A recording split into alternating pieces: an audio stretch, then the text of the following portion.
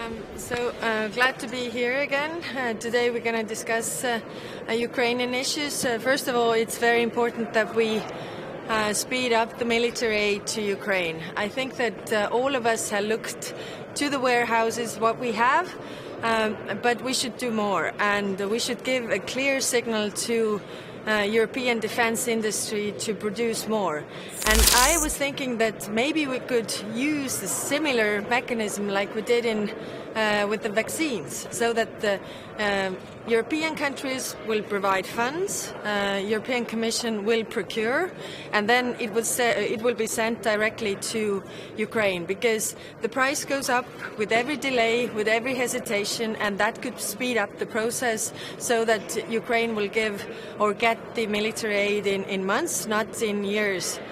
Second, we have to definitely proceed with the International Tribunal for the aggression crimes, and I don't support the hybrid tribunal because it's a trick, it's a trap to leave Putin out of this responsibility, and I think it's a very wrong message, because he's the one who is responsible, he's the one who has decided to attack Ukraine, and clearly he has to be taken also accountable for this. And third, the frozen assets. We need a European solution to proceed with the use of frozen assets. And we have been figuring out, as I'm a lawyer by profession, I've been trained to find solutions.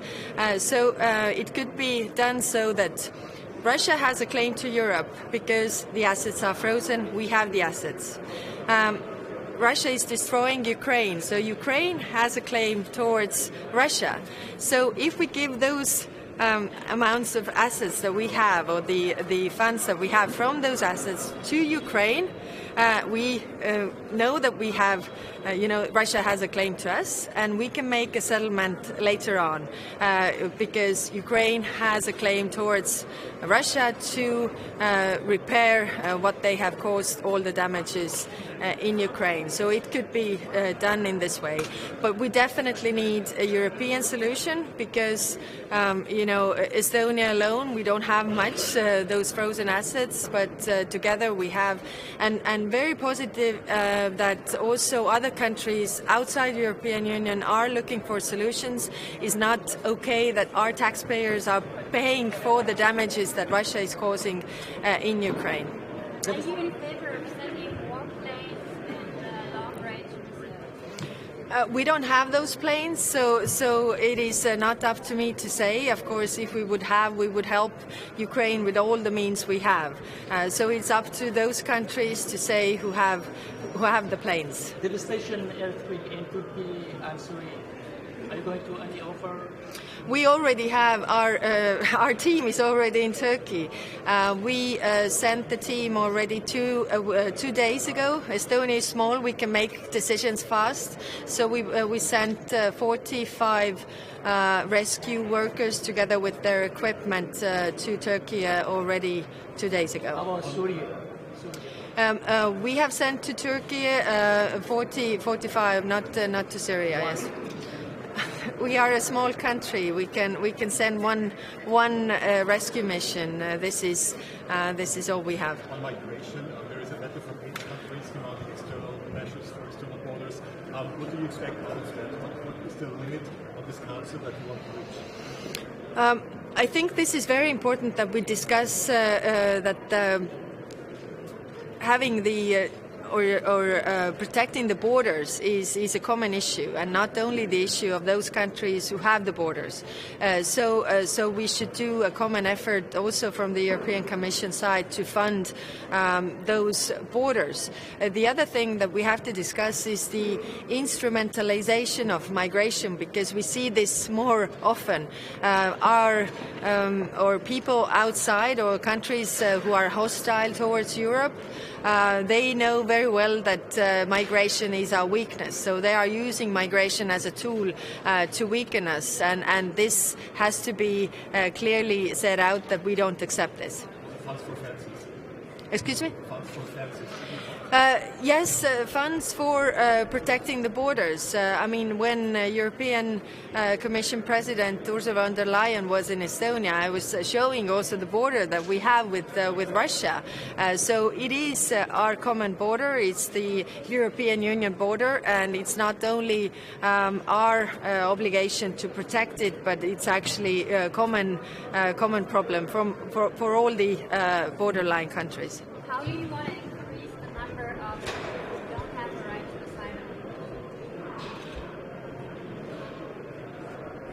asylum? The question actually is about really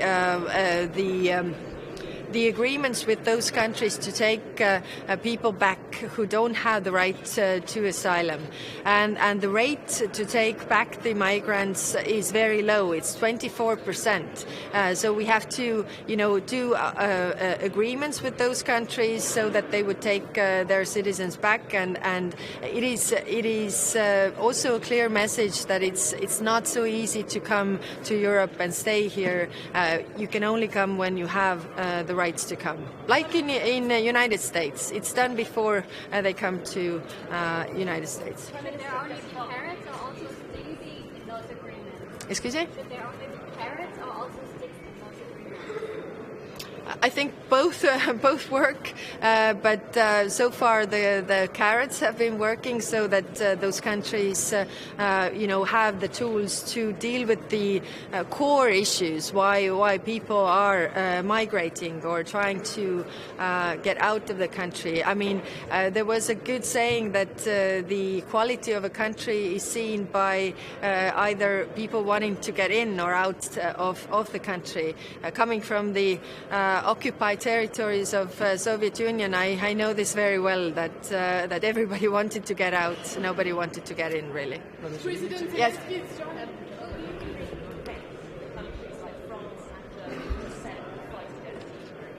As I said before, we don't have fighter jets, so it's up to those democratic countries to decide whether they can. But it's my plea that everyone should do what they can, because the price will go up with every hesitation, with every delay.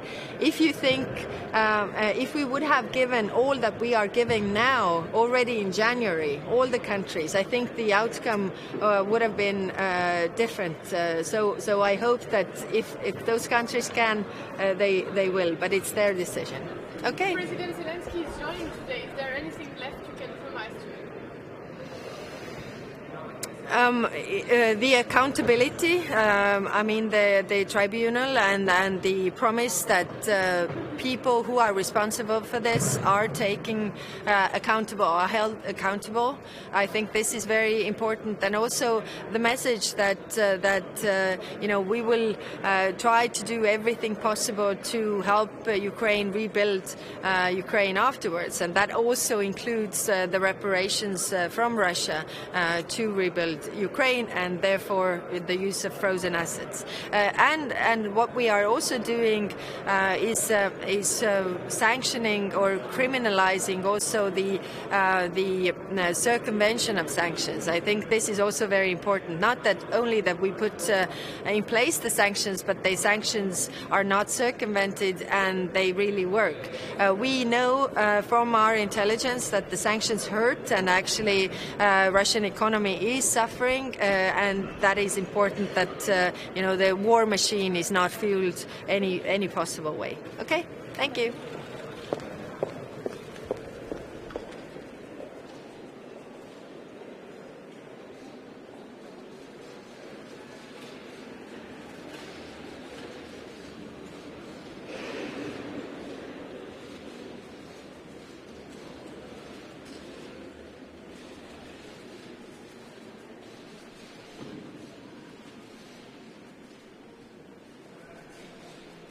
Einen schönen guten Morgen. Wir kommen hier heute zusammen, um ein Zeichen der Solidarität und der Einigkeit zu setzen bei der Unterstützung der Ukraine. Eine ganz wichtige Sache, die uns jetzt seit dem Ausbruch des Krieges nun schon fast ein Jahr gelungen ist. Es ist deshalb sehr gut, dass wir mit dem ukrainischen Präsidenten diskutieren können und dieses Signal der Einigkeit, der Solidarität noch einmal aussenden können und zeigen können, dass wir unsere Unterstützung für die Ukraine bei der Verteidigung ihrer Unabhängigkeit und Integrität weiter fortsetzen werden, solange wie das notwendig ist. Deutschland wird dazu seinen Beitrag leisten.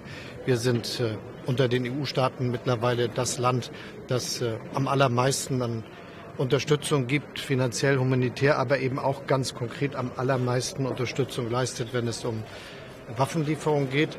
Das ist notwendig, damit die Ukraine sich verteidigen kann, genauso wie es notwendig ist, dass auch das immer koordiniert, gemeinsam und nicht alleine geschieht.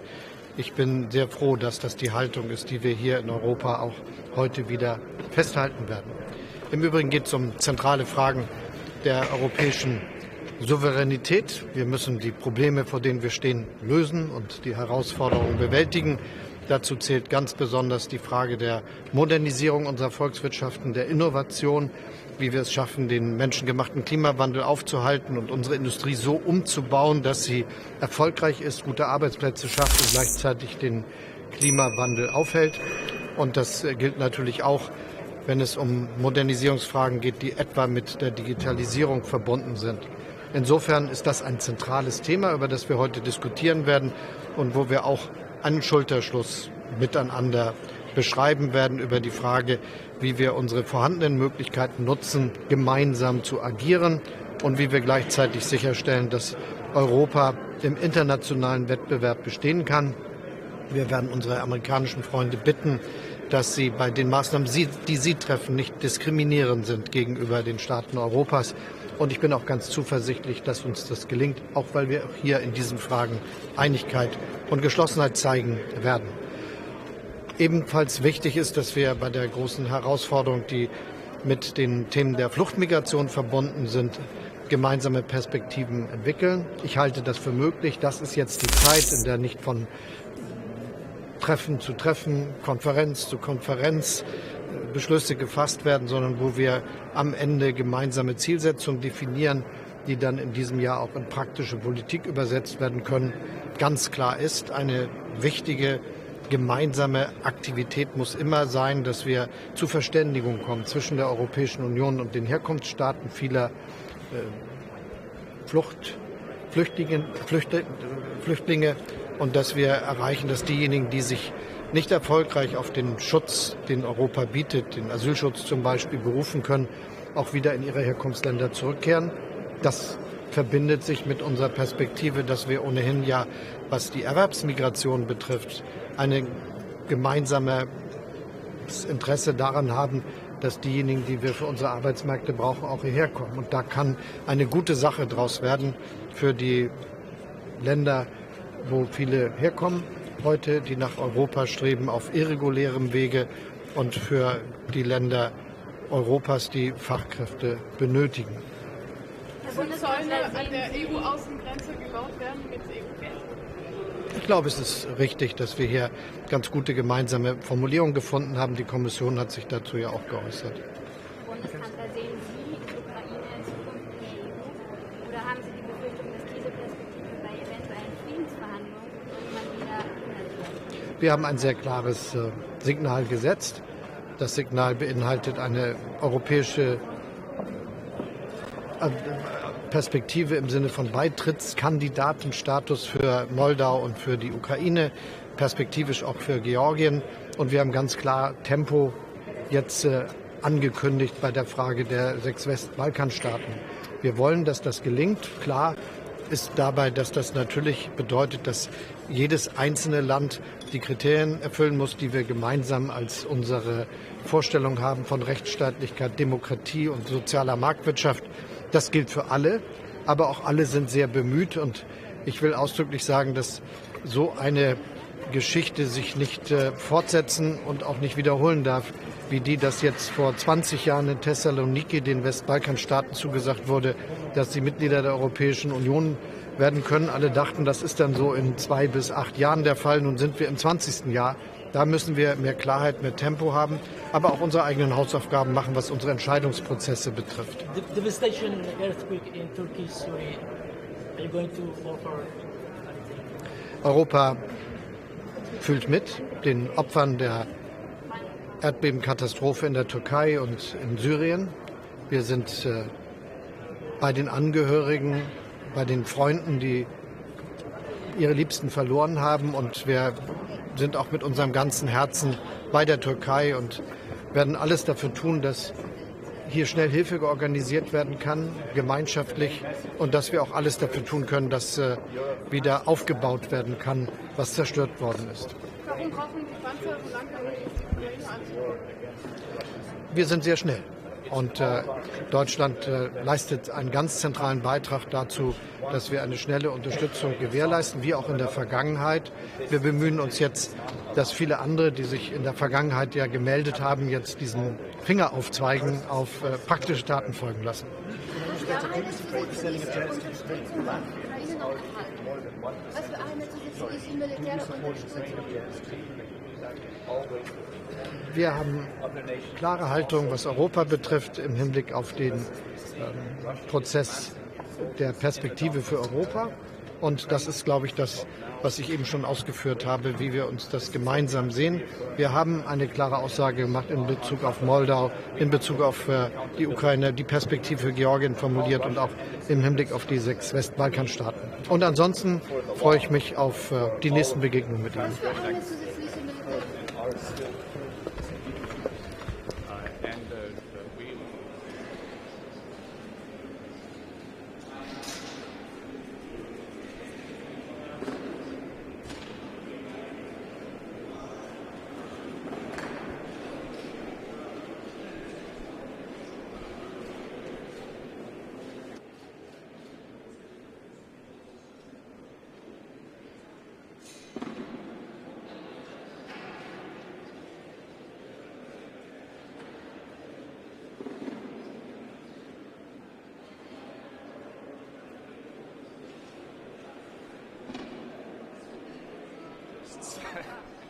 For Lithuanians. Good morning. So, do you have questions? What are you expecting from? Today Zelensky is... Yes, this is a special day. President of Ukraine started the round of visits, and I think this is very important to have him here on board, because I am pretty sure that one physical meeting is more important than 10 meetings online, because you see the reactions, you see the dedication and self-confidence in the eyes of President Zelensky. This is very important, because this is inspiring all of us. But this is also very important to send some signals to Ukraine and to Russia. For Ukraine, we need to take the decisions regarding the accession negotiations, and I hope very much that Ukraine, implementing very successfully those reforms which were recommended by European Commission, is able to get the final conclusions in October, and maybe European Council will be able immediately take positive decision end of this year. Sanctions mechanism. 10th package of sanctions. Lithuania was always supporting stronger restrictive measures towards Russia, because I think that bolder steps, larger steps, are much more effective than small steps. But of course I have to admit that small steps are better than nothing. So this is important politically, and by all means to take the decisions until February 24 and implement those decisions together with other like-minded countries. We are in favor of putting additional companies like Rosatom, board of members of boards of Rosatom, diamonds, also remaining banks. So I think it would help to have more pronounced impact on the Russian economy. Sometimes some people are complaining that the impact is limited, but I think the impact is coming, because we have certain delay of actions and the result. And I hope very much that Russian economy will start to feel all the pain they deserved. Today, are you going to talk about the devastation earthquake in Turkey? Yes, we will express our solidarity and the condolences. Really, it's terrible, but you can do nothing against the nature, against the power of nature. sometimes it's much more important to prevent human from making crimes and making crimes of aggression. But nature is nature. And of course, we are full from the bottom of our heart. I would like to express my condolences to President Erdogan and nation of Turkey, because this is really a huge challenge. And Lithuania, of course, is ready to support, together with other countries, by all means, the country which suffered this terrible earthquake. We're going to discuss migration today. Are you in favor of using EU funds to build fences on the external border? We already built the fence, and Lithuania built the fence, which is quite long. This about 480 kilometers along the border with Belarus. But what we need not only material fences, we need also legal framework, helping us to fight against, not only against illegal migration, but also against instrumentalization of illegal migration. And Lithuania suffered and faced this phenomenon in 2021 as Belarusian regime deliberately wanted to destabilize the situation, sending the people, sending the migrants to the border. They tried to cross the border, and it was really a very tough time for Lithuania, but we managed quite well, and now we are ready. We built a fence, we have all the surveillance equipment there, and I think what is important to prevent other countries from trying to do the same in the future, because this is not probably the last attempt to challenge our resilience, and this is important to be prepared in legal sense of the word. There is a letter from 8 countries, including Lithuania, to protect external borders better. Austria even demanded to blockade the declaration of this summit. If there is not happening enough, do you see now from the Asian that enough is happening to protect external borders in this summit? I think everything should be done in order to be protected. And of course, I would also stress the importance of strategic communication, to talk with the third countries. There are a lot of fake news about the possibilities to cross the border, to go to European Union freely without any restrictions, and people just are irritated. And they are coming, and they see that the reality is totally different from the imaginations. So this is important to have also very bold policy on strategic communication. What will you say to the Western countries saying that there is no migration crisis right now? No migration crisis. Come to Lithuania and see. Thank you so much. Thank you. And we are Lithuanians. I just plan to... Mr. President, may I just, Jessica Parker from BBC News. Do you think the West should send fighter jets to Ukraine? And maybe more importantly, do you think they will? You asked the wrong man. I am really in favor of crossing all the red lines, because the time is very precious.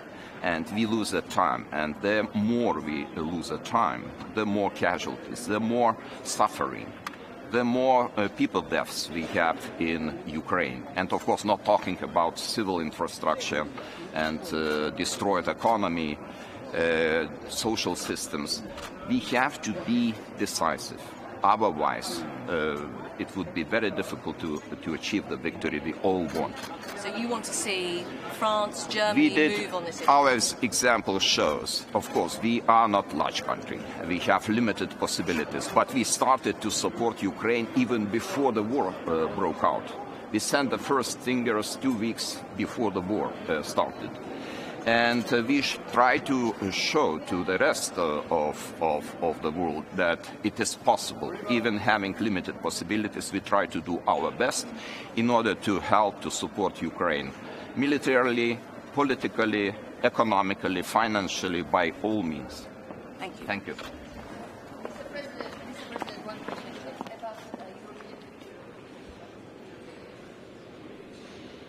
European future will be bright because I see huge progress in Ukraine by implementing all the recommendations of European Commission, and they are doing this being in the midst of the war. I think this is very important to notice, that there is a political consensus in Ukraine to take all the measures which are needed, to pass all the laws which are needed, and they are doing very well. And I hope very much that they will be able to finalize this progress until October of this year, and European Commission's estimation and conclusions will be positive.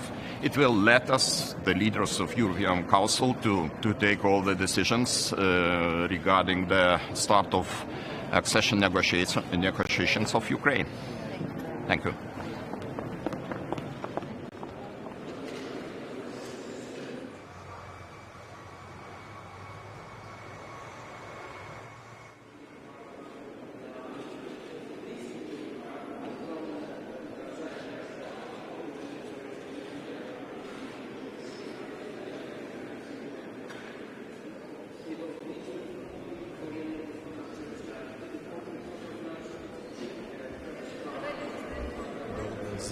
Започваха с Украйна. Украинският президент е поискал двустранни срещи с някои европейски лидери. Вие ще се срещнете ли с него? Какво кажете? Доколкото знам, всички европейски лидери ще се срещнат с президента на Украйна по групи за сега.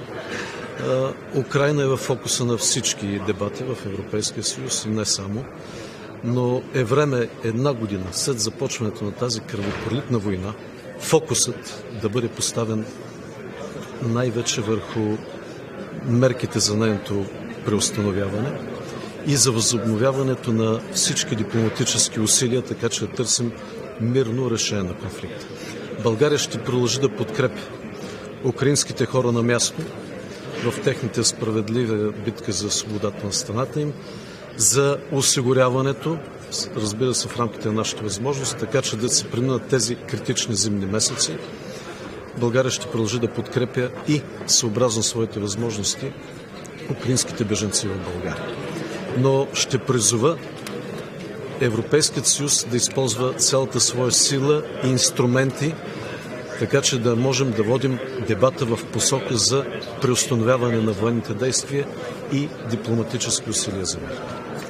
Господин президент, Украйна настоява в 10-тия пакет от санкции да бъде включено и ядреното гориво от Русия. България пряко засегната, ако подобна мярка бъде взета. Каква би била позицията на нашата страна? Ако си спомнете, неколкократно тук съм заявявал нашата позиция. Ние не можем да приемем санкция в ядрената енергетика, защото това ще повлияе пряко върху нашата ядрена енергетика. Няма как да се случи. Отчитаме, разбира се, всички възможни области, където това може да стане. Но там, където са застрашени пряко нашите интереси, в областта особено на ядрената енергетика, ние сме много внимателни и съдим нещата. Ако се наложи, ще наложим вето, да. Какво украинският президент не крие, че идва тук, за да поиска от европейските лидери нови оръжия за Украйна? Какво ще каже България?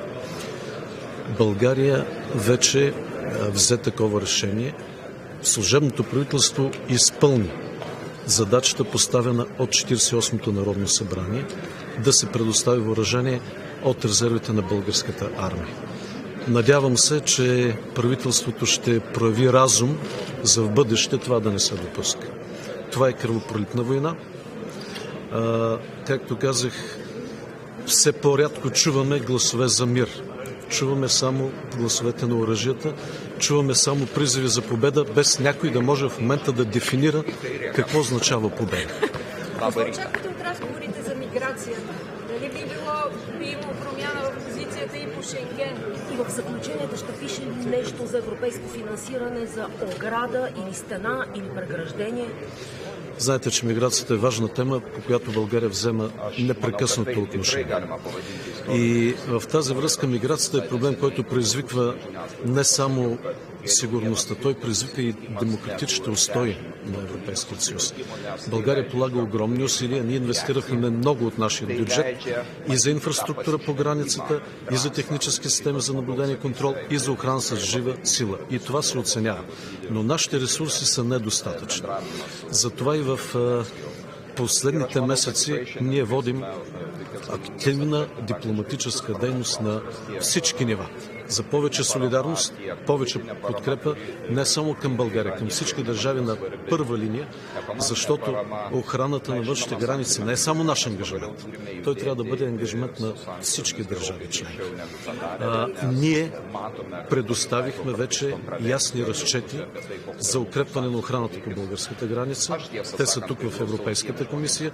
Вие виждате, че все повече лидери в резултат на нашите дипломатически усилия и разясняване на проблема се обявяват за по-силна подкрепа на България в охраната на нашите граници. Само преди дни президента на Европейската комисия Урсула фон дер Лайен заяви, че инвестирането в охраната на българо-турската граница трябва да бъде приоритет.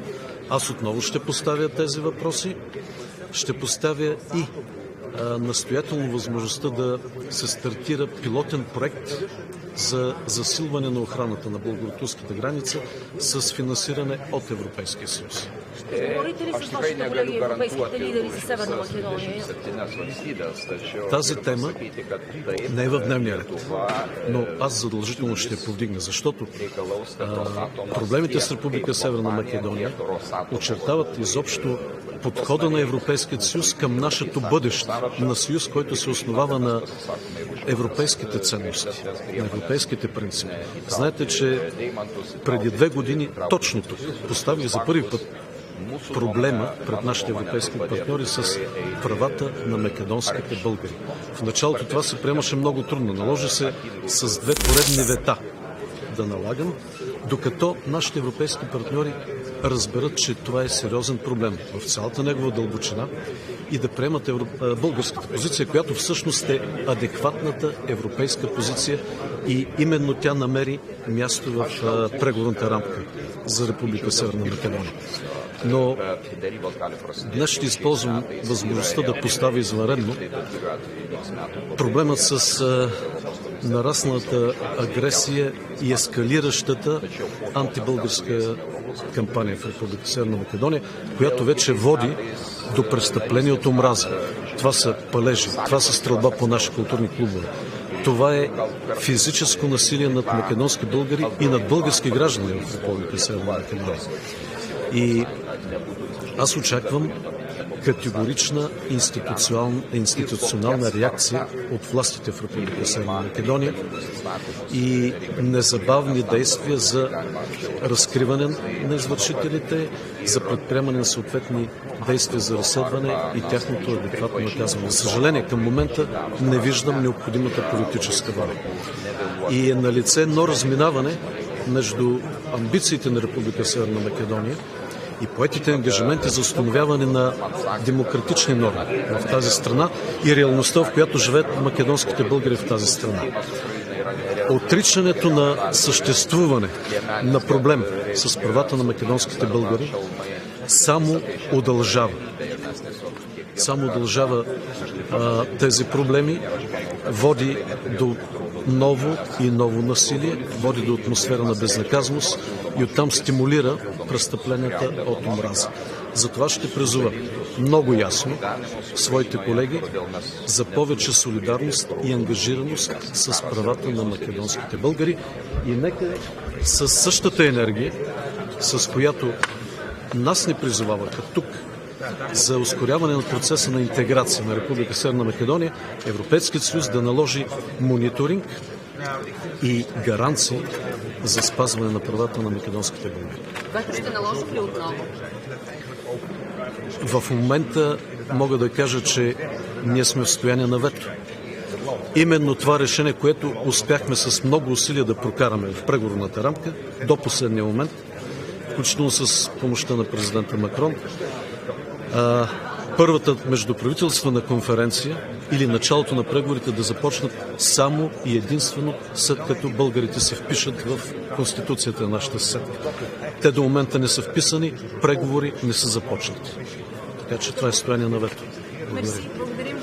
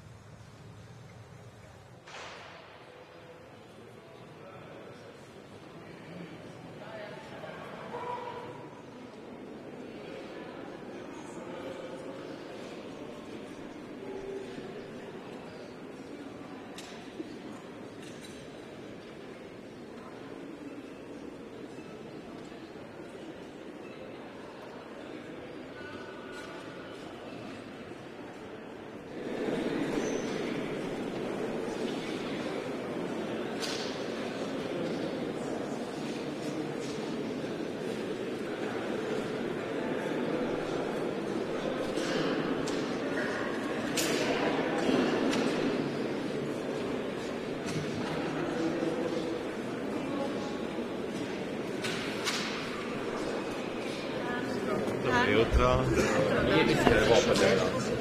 Wow, lepo. Kako ste? V redu. Let je bil super. Kakšna so pričakovanja danes od tega vrha, ki je definitivno nekaj posebnega glede na dosedanje?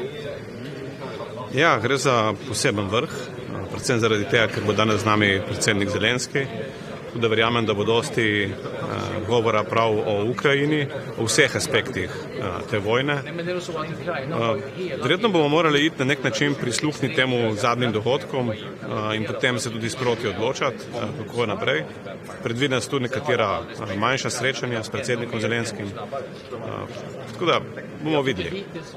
Zdaj, ta mirovni načrt, ki ga je predlagal predsednik Zelensky, o katerem on govori v 10 točkah, zakaj pravzaprav gre, kakšno je stališče Slovenije do tega predloga in ali se vam zdi realen? Bomo danes počakali, da se ta mirovni načrt dejansko pojasni v detajlih. Marsikaj na prvi pogled zgleda nekoliko preambiciozno, še posebej glede na zadnje informacije, ki ne bile danes podane. Tako da bomo počakali, ne bi hotel komentirati naprej. Mislim, da bo današnji dan pokazal, kje realno smo na terenu in kje so tudi realne potrebe. Ampak v bistvu bliža se prva obletnica vojne. Vse več držav, recimo vse glasneje govori o potrebi, da se vendarle začne razmišljati o nekem mirovnem načrtu.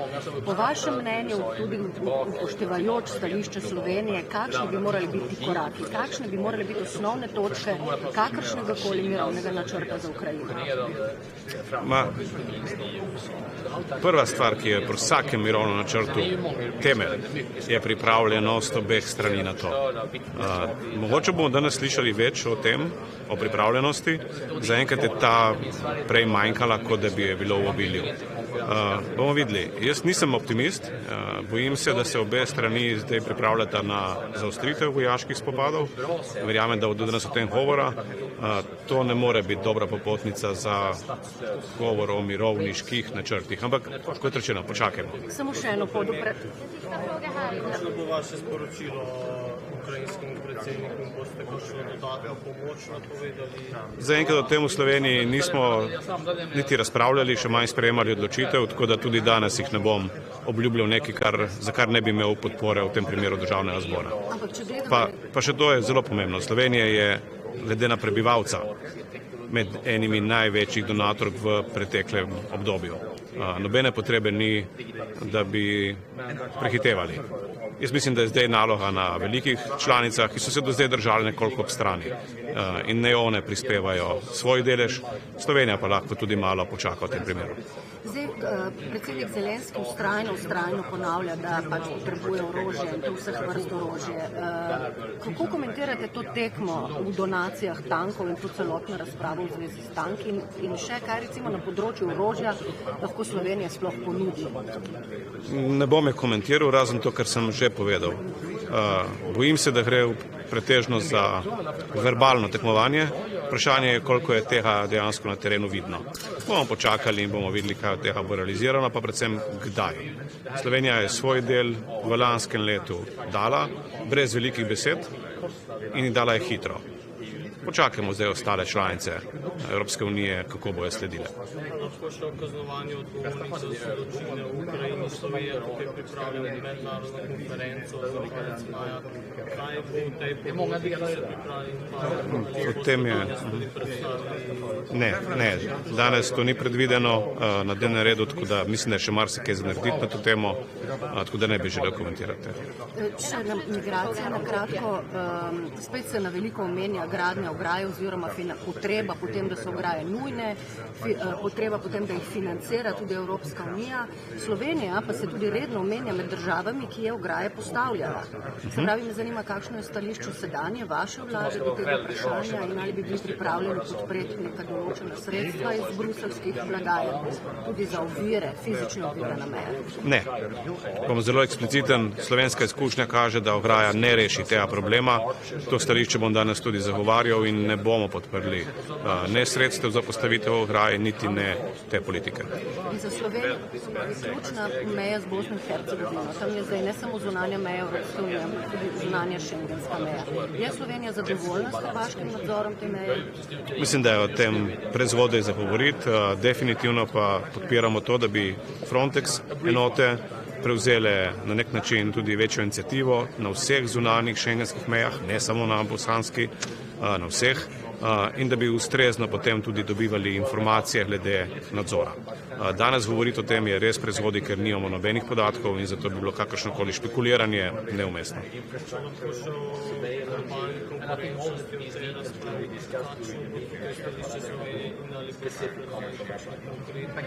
Žal bo to tema danes samo na kratko. O tem bomo govorili marca na rednem zasedanju, takrat bo tudi znano, kaj bo predlagala komisija na to temo. Slovenija ima stališče, da moramo se odzvati kot Evropska unija enotno, zagovarjali bomo enotnost, predvsem pa se moramo odzvati na način, ki ne bo na eni strani v konfliktu z ukrepi Združenih držav Amerike, na drugi strani bodo ti ukrepi znali upoštevati specifiko notranjega trga Evropske unije. Naš ključno stališče pa je, da bi ne iskali dodatnih sredstev, temveč bi z relaksacijo, s fleksibilnostjo pri porabi sredstev programa za okrevanje in odpornost uspeli preusmeriti del teh sredstev v ukrepe za dejansko za zeleni razvoj in pa preboj.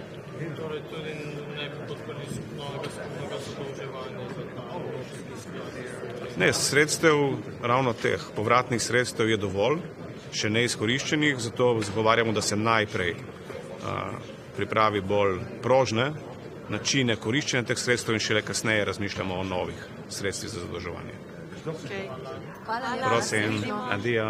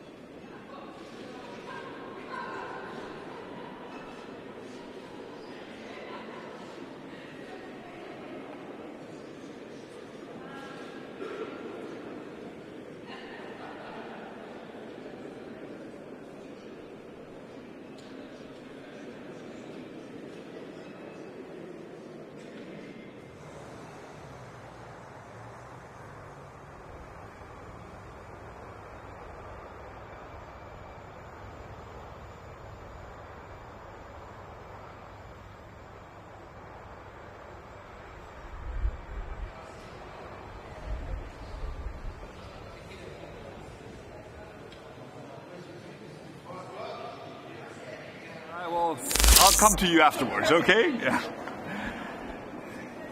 Η έκτακτη σύνοδος κορυφής διεξάγεται στην σκιά του καταστροφικού σεισμού που έπληξε την Τουρκία και την Συρία. Θέλω να εκφράσω ακόμα μια φορά την οδύνη μου εκ μέρους ολόκληρου του ελληνικού λαού για τις τραγικές απώλειες. Να επαναλάβω ότι η Ελλάδα θα σταθεί στο πλευρό των δύο λαών, όπως ήδη έχει κάνει, με παροχή άμεσης βοήθειας για τον εντοπισμό επιζώντων στα συντρίμμια, αλλά και με την παροχή σημαντικής ανθρωπιστικής βοήθειας προκειμένου να υποστηριχθούν εκατοντάδες χιλιάδες, ενδεχομένως και εκατομμύρια άνθρωποι οι οποίοι θα βρεθούν το επόμενο διάστημα χωρίς σπίτια. Επίσης θα είμαστε στην πρώτη γραμμή προκειμένου να οργανωθεί εδώ στις Βρυξέλλες μια διάσκεψη δωρητών έτσι ώστε να βρεθούν πρόσθετοι οικονομικοί πόροι για να βοηθήσουν στην ανοικοδόμηση των πληγέντων περιοχών. Η Σύνοδος Κορυφής θα μας δώσει την ευκαιρία να υποδεχθούμε τον Πρόεδρο Ζελένσκι για να παραλάβουμε ακόμα μια φορά την αμέριστη στήριξή μας στον αγώνα της Ουκρανίας για την προάσπιση της εδαφικής της ακεραιότητας. Η στήριξη της Ευρωπαϊκής Ένωσης, ολόκληρης της ευρωπαϊκής οικογένειας, σε αυτή την προσπάθεια θεωρείται δεδομένη και θα δώσουμε τη δυνατότητα στον Ουκρανικό λαό και στην Ουκρανική κυβέρνηση να μπορεί να διαπραγματευτεί μια δίκαιη ειρήνη με τον ρωσικό εισβολέα, με τους όρους όμως που η ίδια θα θέσει. Θα έχουμε επίσης την ευκαιρία να συζητήσουμε δύο κρίσιμα θέματα που αφορούν την ευρωπαϊκή οικογένεια. Το πρώτο αφορά τα ζητήματα της μετανάστευσης, ειδικά της παράνομης μετανάστευσης, η οποία πάλι δείχνει έντονες τάσεις σημαντικής αύξησης τον τελευταίο χρόνο. η Ελλάδα θα εξακολουθεί να αγωνίζεται έτσι ώστε η Ευρωπαϊκή Ένωση να κάνει περισσότερα για να προστατέψει τα εξωτερικά της σύνορα. Είναι κάτι που ως χώρα το κάνουμε ήδη, αλλά προσβλέπουμε σε ακόμα μεγαλύτερη ευρωπαϊκή υποστήριξη. Και θα εξακολουθούμε να διεκδικούμε ευρωπαϊκούς πόρους, πρόσθετους ευρωπαϊκούς πόρους, έτσι ώστε να έχουμε όλα τα μέσα στη διάθεσή μας για να φυλάμε αποτελεσματικά τα σύνορά μας. Και όταν αναφέρομαι σε όλα τα μέσα, αναφέρομαι και στην ανάγκη η Ευρωπαϊκή Ένωση να χρησιμοποιήσει φυσικά εμπόδια όπως ο φράχτης, τον οποίο κατασκευάζουμε στον Εύρω. Την ίδια στιγμή είναι δεδομένο ότι η Ευρώπη θα πρέπει να επιταχύνει τις πολιτικές επιστροφών, έτσι ώστε όσοι δεν δικαιούνται άσυλο να επιστρέφουν γύρω στις χώρες προέλευσης. Ταυτόχρονα θα συζητήσουμε και θέματα ευρωπαϊκής ανταγωνιστικότητας, υποστήριξης των τεχνολογιών εκείνων που θα μας επιτρέψουν να κάνουμε γρήγορα την πράσινη μετάβαση. Είναι μια συζήτηση η οποία καθίσταται όλο ένα και πιο επιτακτική μετά τις αποφάσεις οι οποίες πάρθηκαν στις Ηνωμένες Πολιτείες. Η Ελλάδα υποστηρίζει επί της αρχής την χαλάρωση του πλαισίου των κρατικών ενισχύσεων, η οποία όμως πρέπει να γίνει με έναν τρόπο ο οποίος θα είναι προσωρινός και στοχευμένος και να μην φέρει σε δύσκολη θέση χώρες οι οποίες δεν έχουν τόσο δημοσιονομικό χώρο ώστε να υποστηρίξουν τις εθνικές τους επιχειρήσεις. Ταυτόχρονα η Ευρώπη θα εξακολουθεί να αγωνίζεται σε όλα τα μέτωπα για να βελτιώσει την ανταγωνιστικότητά της. Ένας πρόσθετος τρόπος για να γίνει αυτό είναι και η χαλάρωση του τρόπου με τον οποίο αξιοποιούμε τα ευρωπαϊκά κονδύλια. Αλλά είναι βέβαιο ότι κάποια στιγμή θα ξεκινήσει και η συζήτηση για πρόσθετους χρηματοδοτικούς πόρους, οι οποίοι θα είναι απαραίτητοι προκειμένου να στηρίξουμε την ευρωπαϊκή ανταγωνιστικότητα. Σε κάθε περίπτωση, η Ελλάδα θα εξακολουθεί να είναι από τους πρωταγωνιστές στην απορρόφηση των υφιστάμενων ευρωπαϊκών πόρων.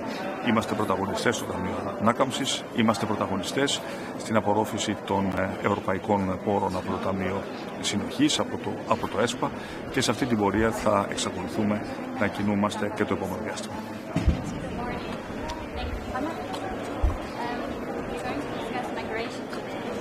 Your approach on returning more of those people who don't have an asylum claim within the EU? We've been very, very clear that the return policies of the European Union overall have failed. If you look at the total number of people whose asylum applications have been rejected, a very, very small percentage is actually being returned.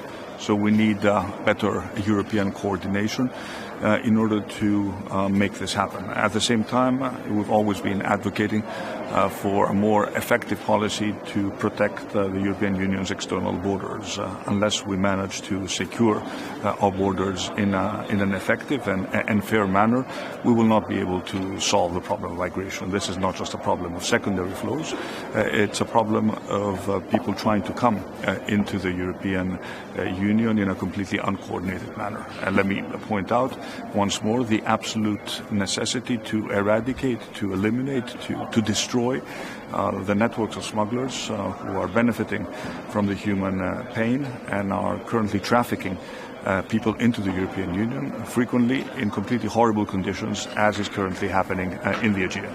Are you in favor of using EU funds for fences on the external? Absolutely yes. I think it is. It doesn't seem to me to be very logical that the EU is financing, let's say, technology or drones or surveillance equipment, but refuses to fund the fence itself. We're talking about an integrated approach in terms of the external border management, and of course, fences should be included in that financing package. In any case, Greece is building its own fence, and it will do so with or without European money. And on Zelensky, are you looking forward to meeting him? Are you going to offer? Because you are a neighbor. Look, Greece was the first country to send rescue teams to Turkey. They've saved numerous people from the rubble. We've sent a second team. We're currently sending 5 planes full of humanitarian assistance. It is our obligation to help our neighbors. And this is a time to leave aside our political differences and to offer a hand of friendship to the Turkish people, the Syrian people, who are suffering a horrible catastrophe. And frankly, when it comes to the relations between our two countries, I cannot imagine of a stronger message than a Greek rescue worker, a Turkish rescue worker, working together to save a little Turkish girl. I've said many times that weekend Turkish people have nothing to separate, that we are friends, and we're proving that we are friends in these times of difficulty. Thank you.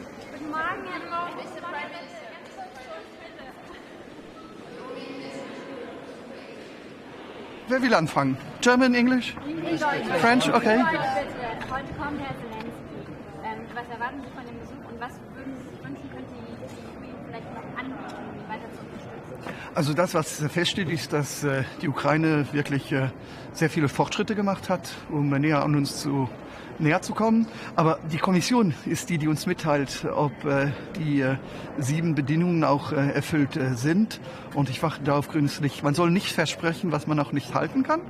Aber man kann auch nicht sagen, dass nichts passiert ist. Das heißt, die Ukrainer haben schon sehr, sehr viel gemacht. Also das muss man zugeben. Also nicht nur zugeben, aber auch kongratulieren. Wir haben jetzt keine Kampfjets als Rückenburg, nehme ich an, aber wären Sie dafür, noch mehr jetzt auch Kampfflugzeuge und auch Raketen mit weiter Reichweite zu liefern? Ich bin als luxemburgischer Regierungschef da schlecht platziert, da ich selber auch keine Militär-Luftarmee habe. Ich glaube, es ist wichtig, dass wir einig sind und dass wir zusammen diese Schritte gehen. Das ist das, was wir auch, ich glaube, im Saal reden sollen. Bei der Migration sind Ja, also wie gesagt, eine Mauer hat noch nie eine Lösung gehabt. Ich glaube, es gibt irgendeine zwischen Mexiko und Amerika, die ist on sale, die hat ja auch nichts mitgebracht. Und was will das heißen? Eine Mauer heißt das, wir bauen dann eine Mauer zwischen der Türkei und Bulgarien und dann, wo geht's weiter? Dann ist ja nur dann diesen Teil, dann sagt man, nein, die Mauer muss weitergebaut werden. Und ich hatte gedacht, Europa wäre auch ein Fall einer Mauer, diese Hoffnung gewesen und nicht neue Mauern aufzubauen. Und last but not least, ich hätte lieber das Geld würde anders gebraucht, um auch Entwicklungshilfe und auch andere Programme zu machen. Wenn das alles heißt, jetzt Mauern bauen, dass wir eine Festung brauchen, weil das ist ja dann, eine Mauer ist ja nur ein Stück und dann muss alles gefestigt werden, das wäre ein Schichtsschein. Ich habe schon vor, ich glaube, 2 Jahren gesagt, es wäre eine Schande, wenn eine Mauer in Europa gebaut würde mit den europäischen Sternen drauf. Das wäre nicht das Europa, was ich mir vorstellen kann. Yes, in English, yes. What do you want to hear in English?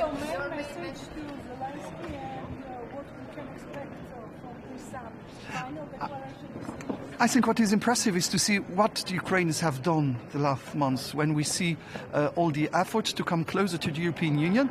But as you know, we have 7 criteria, 7 conditions, and the Commission is the one who will give us green light or not to say that everything is okay or not. So we shouldn't promise things we cannot keep, but we should also realize all the efforts done by the Ukrainian side. What? Yeah, I just said it's a bit difficult as Luxembourgish Prime Minister to speak about jets. I have a part of a Belgian plane together in the army. That's all I have. So for me, it's a bit difficult to speak about the jets. But what is important is that we get united inside and we see also not one country, another country isolated or get under pressure afterwards because they decided something. I think what is important is to have common answers to a common problem.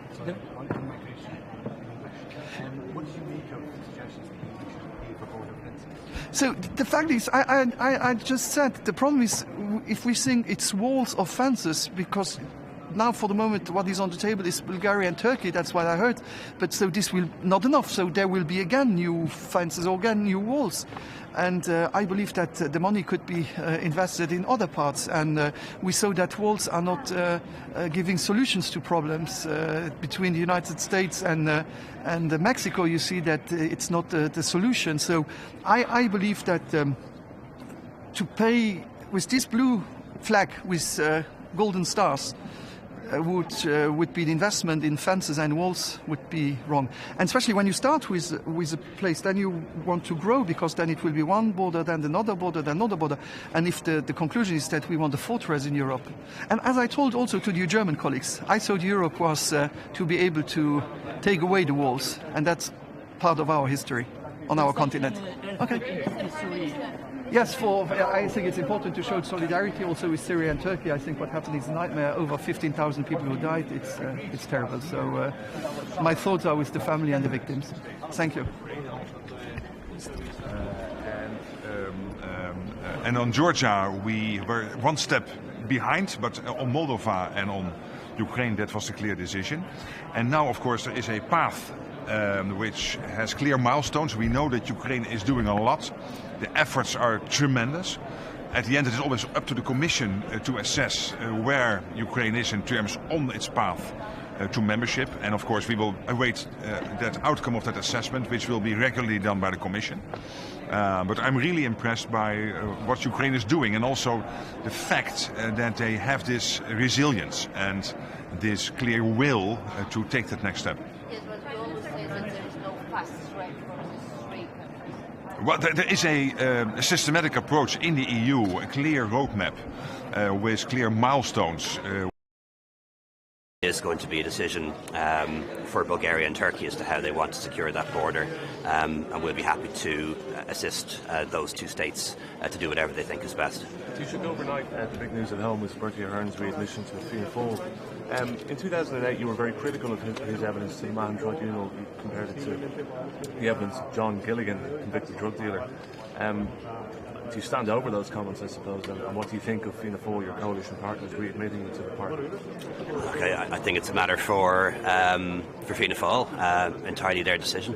Do you stand over your comments in 2008 about his evidence? You know, I think that was at a particular point in time, and if you look at the totality of Bertie Ahern's career, you know, let's not forget that he was one of the architects of the Good Friday Agreement, and that's something that we're going to recognise in a few months' time, and I don't think anyone can diminish the role that he played, but, you know, who's a member of Fianna Fáil is a matter of Fianna Fáil, it's not my business. Your predecessor leaned on him a little bit, I think, for advice about Brexit in Northern Ireland. Will you do the same as Taoiseach? He's somebody who's been in touch from time to time with me down the years in relation to Brexit and in relation to Northern Ireland, and just as is the case for any former Taoiseach, whether it's Enda Kenny or John Bruton, the advice is always welcome and very useful. And do you have any plans for a bilateral meeting with President Zelensky? And if you did, what more can Ireland offer to Ukraine, do you think? So the plan with President Zelensky is he's going to meet us all together, all 27 together, and then we're going to meet in small groups, and I'll be part of one of the small groups that's meeting with him. So the main thing I'll be saying to him really is to assure him that Ireland and the Irish people are 100% behind Ukraine, that we'll stand with them until a just peace is secured, and that means Russia withdrawing and Ukraine being able to continue on its democratic and European path. I'll reassure him that a lot of Ukrainians have come to Ireland, that they are welcome in Ireland, that we will continue to provide humanitarian support, financial support, and also non-lethal military support through the European Union. No chance of any change on that military policy. I know that's been an issue for them. The number one demand they have here today is more military aid. I understand that Ukraine is seeking military aid from other European countries, you know, particularly Germany, particularly France. You know, we don't have fighter jets or tanks or heavy weapons, even if we wanted to, and it would be against our policy of neutrality. We don't have lethal weapons to give Ukraine, and we're not going to be doing that. But what we can help is in other ways, financially, humanitarianly, supporting their candidature for the European Union, and also through the European Peace Facility funding non-lethal weapons, essentially, such as body armour, those things that help as well. I understand at your parliamentary party meeting last night that a lot of TDs raised the issue of a lack of communication from National Performance Department regarding refugees coming into the areas. Is it actually feasible to give, I suppose, real-time information to communities, considering that premises are being used quite quickly? Is it something that I suppose communities have to kind of concede that there won't be that communication there, given the urgency of this matter? No, I do think that we need to improve our communications, and that the information that we give communities about what's happening in their town or in their area. You know, people don't have a right to say who lives in their area, but they do have a right to know what's happening in their area. And I think it's reasonable that communities should get information about what's happening. And I think in the absence of information coming from government, what you see is a lot of misinformation. You know, false rumours all the time now appearing online and just by word of mouth. And I think if you don't provide people with information, then those who spread misinformation fill that gap. And the reason why Minister Bryan's been given that new role which is very suited to, particularly given his experience with these issues, is to better improve communication with communities. But, he is effectively having to set up a whole new infrastructure around that, but that is very much underway, and government will resource that properly. Okay, thanks very much, Thanks very much. Thank you. Thanks.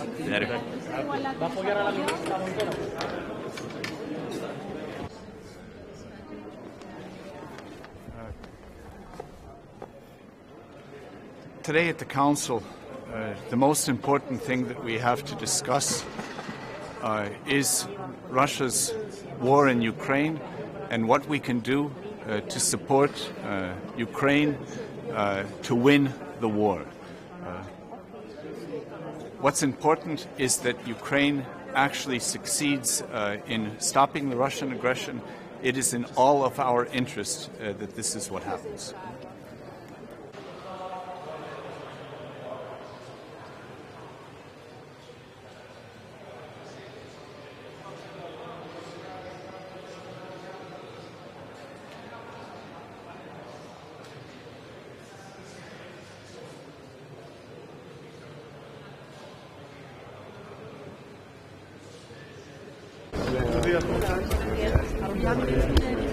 Voy a hacer un breve statement y luego previsiblemente podamos terminar en el día de hoy tarde, con lo cual haríamos la rueda de prensa posterior al Consejo tradicional que ya conocéis, ¿no? Bueno, yo creo que este es un Consejo Europeo muy importante. Lo es porque vamos a contar con la importante presencia del presidente Zelensky a pocos días de que se celebre, por desgracia, el primer aniversario de la guerra de Ucrania y la invasión de Putin hacia este Estado. Y, en consecuencia, creo que es una muy buena ocasión para que podamos de nuevo expresar toda nuestra solidaridad y también la unidad del conjunto de la Unión Europea y de los Estados miembros en lo que es la posición de Zelensky y del pueblo ucraniano para repeler esta agresión unilateral, injusta e injustificada de Putin en Ucrania. Bueno, creo que es importante también las reuniones bilaterales que vamos a tener. Vamos a poder tener la ocasión, desde también España, de contar con una reunión bilateral junto con otros países con el presidente Zelensky a lo largo del día de hoy. Creo que en torno a las 12 de la mañana, 12:30 de la mañana, es cuando vamos a tener esa reunión. Previamente, ahora cuando termine este doorstep, tendré la ocasión de poder reunirme también con el canciller Scholz para hablar de los distintos temas que tenemos en el Consejo. En el caso de Ucrania, saben cuál es la posición del Gobierno de España, de solidaridad, de unidad y de apoyo inequívoco y rotundo a Zelensky y al pueblo ucraniano. El segundo de los aspectos, como saben, es el relacionado con la competitividad europea. Cómo podemos revisar algunas de nuestras políticas, sobre todo la política de competencia, para trasladar un mensaje claro, una señal inequívoca a la industria europea y también a los inversores extranjeros de que Europa está dispuesta a reindustrializarse en verde. Ese es el planteamiento que hace el Gobierno de España y por eso estamos haciendo propuestas que tienen que ver con, bueno, vamos a ver cómo revisamos las ayudas de Estado, pero también en un marco temporal delimitado y también vinculado con una gestión mucho más ágil de lo que son los fondos europeos que tan buenos resultados están dando en los países que los estamos implementando, como es el caso de España. En ese sentido, creo que va a ser importante también el debate sobre la migración, que es el último de los asuntos que conocen ustedes, donde nos sentimos cómodos y reconocidos en la propuesta de conclusiones que ahora mismo se está trabajando por parte del Consejo Europeo. Y en este asunto yo diría que la posición de España se resume en tres ideas fundamentales. La primera de ellas es que tiene que haber un equilibrio entre las responsabilidades y la solidaridad entre los Estados miembros. La segunda es que tiene que haber un apoyo político, pero también financiero, a las políticas vinculadas con la dimensión exterior de la migración. Me estoy refiriendo a el trabajo y la coordinación bilateral con los países de tránsito y con los países de origen. Y finalmente, todo lo que tiene que ver con dar soluciones a la realidad migratoria en función del país, ¿no? Por tanto, bueno, yo creo que esas son las tres ideas con las que hemos venido trabajando desde el Gobierno de España en la recta final de lo que es el llamado Pacto de Inmigración y Asilo. Y, en fin, esperemos que podamos llegar a un acuerdo en el día de hoy también sobre este asunto tan difícil para los Estados miembros, porque la realidad de cada uno de los Estados es bien diferente. Y con esto, bueno, pues lo dejaría, nos veríamos entonces en la rueda de prensa posterior, luego tendré ocasión de responder a todas sus preguntas sobre Europa y también sobre la política española. ¿Le va a concretar la ayuda que cuántos Leopard va a enviar a España? Bueno, eso es un tema que, como saben, estamos ahora mismo trabajando en el marco de la OTAN y con el resto de países europeos, y también entenderán ustedes, evidentemente se va a concretar todo eso, pues la debida discreción que debemos tener en este asunto. ¿Vale? Presidente, la ministra Gracias. ¿Va a apoyar a la ministra Montero?